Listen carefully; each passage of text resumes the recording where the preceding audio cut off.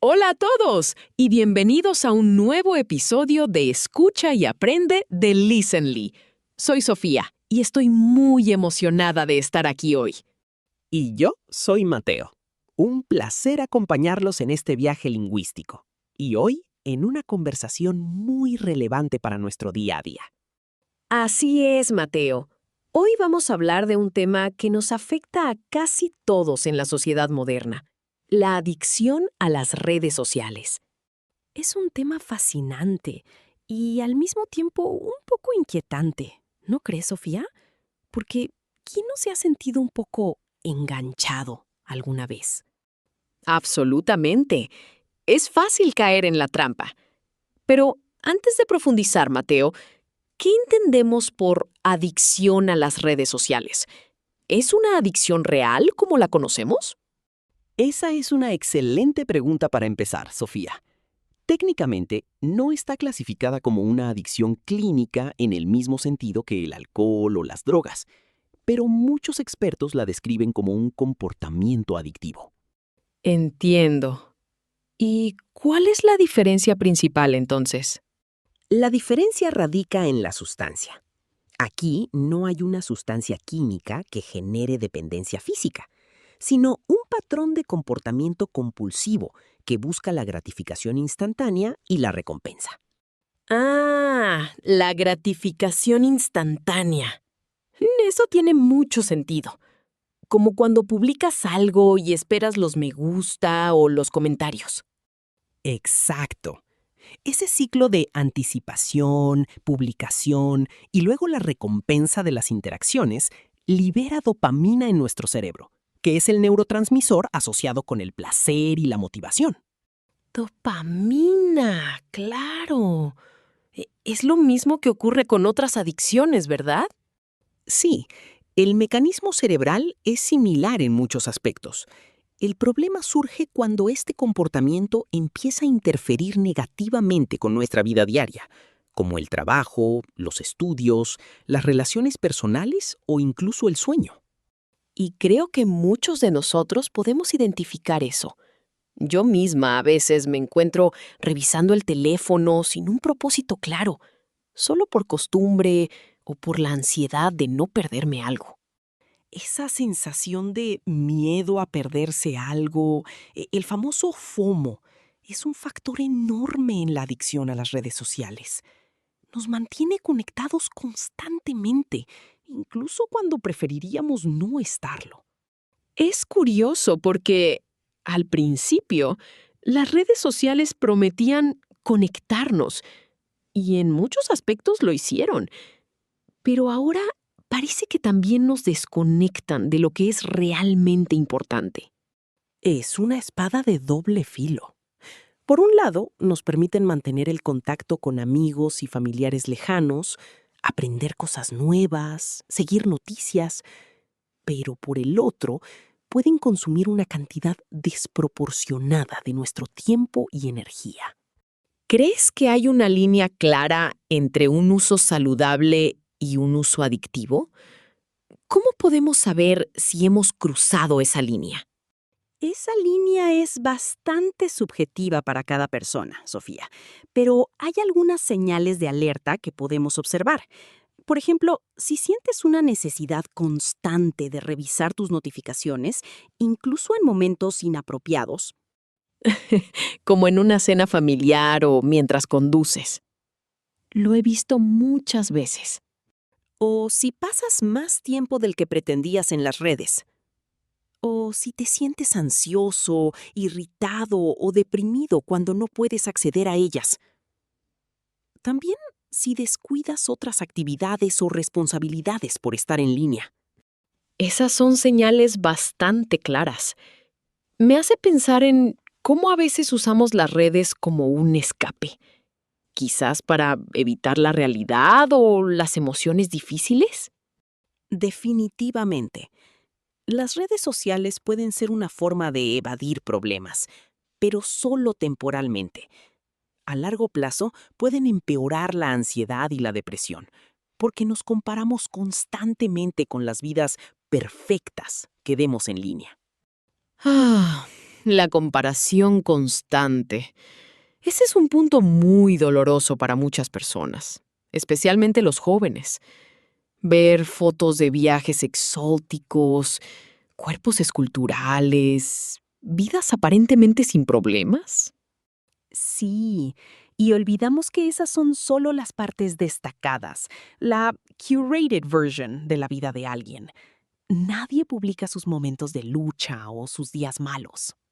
Es una fachada en muchos casos. ¿Y qué pasa con la productividad? Siento que mi atención se ha visto afectada por el uso constante del teléfono.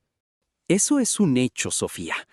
Estudios demuestran que la multitarea, especialmente con interrupciones del teléfono, reduce nuestra capacidad de concentración y la eficiencia en las tareas. Cada vez que una notificación nos distrae, nuestro cerebro necesita tiempo para volver a enfocarse. Y ese tiempo se acumula. Horas perdidas al final del día. Exactamente. Imagina cuántas cosas podríamos lograr si redirigiéramos esa energía y tiempo. Es un desafío, sin duda. Entonces, si reconocemos algunos de estos síntomas en nosotros mismos, ¿qué podemos hacer? ¿Existe algo como una desintoxicación digital? Por supuesto, y es algo que recomiendo a menudo. Un primer paso es tomar conciencia de cuánto tiempo pasamos realmente en las redes. Muchos teléfonos tienen herramientas que te muestran el tiempo de pantalla. Sí, es verdad. Y a veces los números son impactantes. Lo son. Una vez que eres consciente, puedes empezar a establecer límites. Por ejemplo, designar momentos específicos del día para revisar las redes o establecer un límite de tiempo para cada aplicación. Me gusta esa idea. Como decir, solo revisaré Instagram durante 15 minutos por la mañana y 15 por la noche. Precisamente. Otra estrategia eficaz es desactivar las notificaciones push. Esas pequeñas alertas son las que nos sacan constantemente de lo que estamos haciendo. Ah, sí. Son como pequeños tirones de atención. Yo las tengo casi todas desactivadas y ayuda muchísimo. Es un gran paso. También, crear zonas libres de teléfono en tu hogar, como el dormitorio o la mesa del comedor, puede fomentar interacciones más significativas y un mejor descanso. Me gusta la idea de un dormitorio libre de teléfono. A veces me encuentro revisando el teléfono justo antes de dormir y sé que eso afecta la calidad de mi sueño. Sí, la luz azul de las pantallas interfiere con la producción de melatonina, la hormona del sueño. Lo ideal es dejar el teléfono al menos 1 hora antes de acostarse. Un buen objetivo. ¿Y qué pasa si sentimos que no podemos desconectar? Que la necesidad es demasiado fuerte.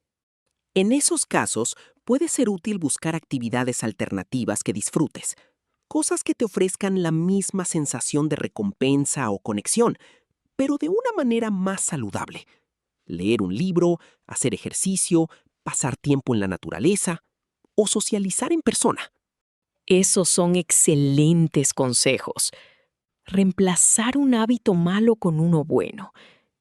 ¿Y si la adicción es realmente severa, hay ayuda profesional disponible? Por supuesto. Si sientes que el uso de las redes sociales está afectando gravemente tu bienestar y no puedes controlarlo por ti mismo, buscar la ayuda de un terapeuta o un psicólogo puede ser muy beneficioso. Ellos pueden ofrecer estrategias personalizadas y apoyo. Es importante recordar que no hay que avergonzarse de pedir ayuda. La salud mental es tan importante como la física. Totalmente de acuerdo. Y es un problema cada vez más reconocido. Hace unos años, la idea de ser adicto a Internet sonaba extraña, pero ahora es algo que afecta a millones de personas. Es el precio de la conectividad constante, supongo. Mateo, ¿crees que las empresas de redes sociales tienen alguna responsabilidad en esto? ¿Están diseñadas para ser adictivas? Esa es una pregunta compleja, Sofía. Es innegable que sus modelos de negocio se basan en la atención del usuario. Cuanto más tiempo pases en la plataforma, más anuncios verás, más datos se recopilarán. Así que sí, hay incentivos para maximizar nuestro tiempo de pantalla. Y usan la psicología humana para lograrlo. Las notificaciones, los me gusta, los desplazamientos infinitos. Son trucos psicológicos muy efectivos. El scroll infinito, por ejemplo, elimina las señales de fin que nos dicen cuándo parar, como el final de un libro o un programa de televisión. Siempre hay algo más que ver. Es una trampa bien diseñada.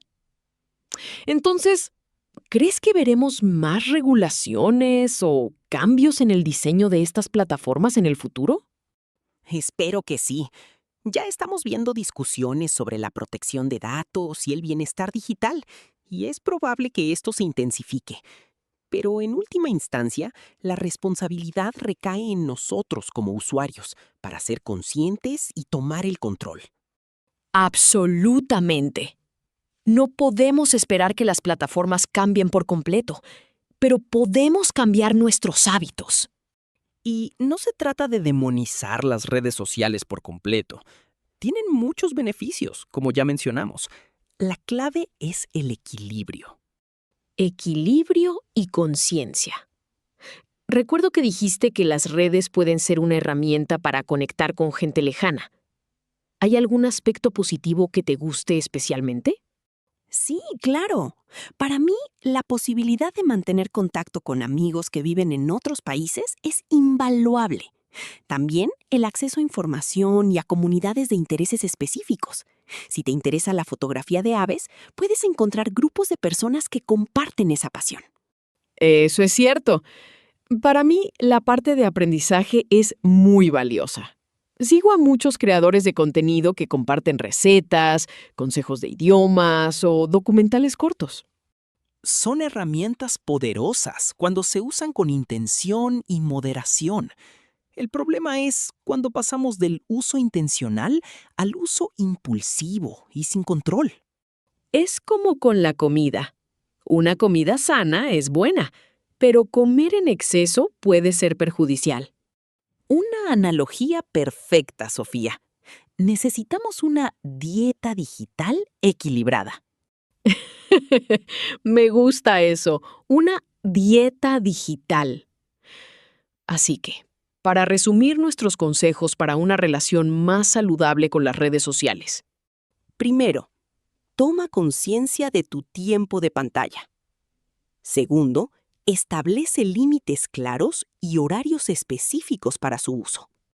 Tercero, desactiva las notificaciones para evitar interrupciones constantes.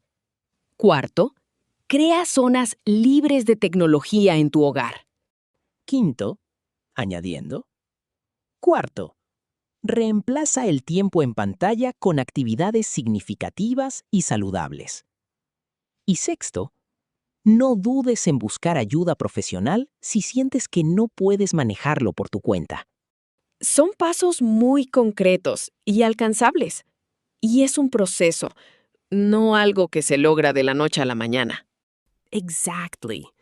Sé paciente contigo mismo y celebra cada pequeño progreso.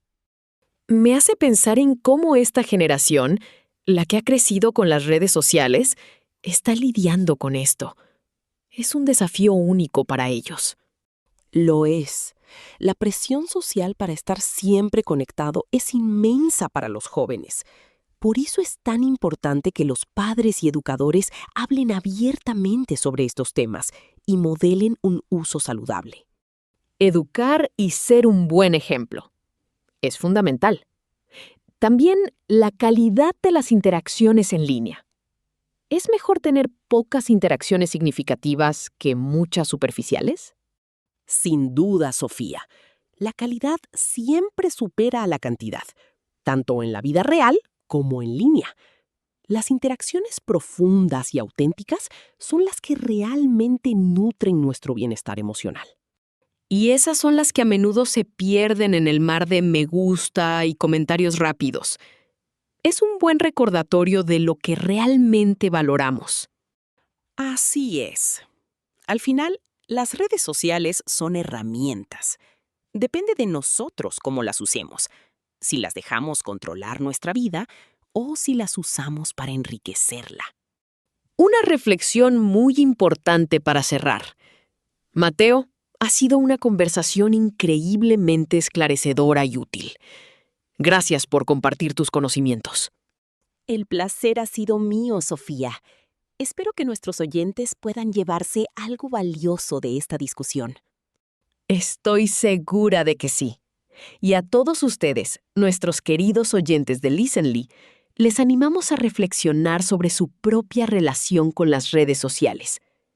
¿Hay algo que puedan cambiar hoy para un uso más saludable? Desconéctense para reconectar con lo que realmente importa. ¡Hasta la próxima!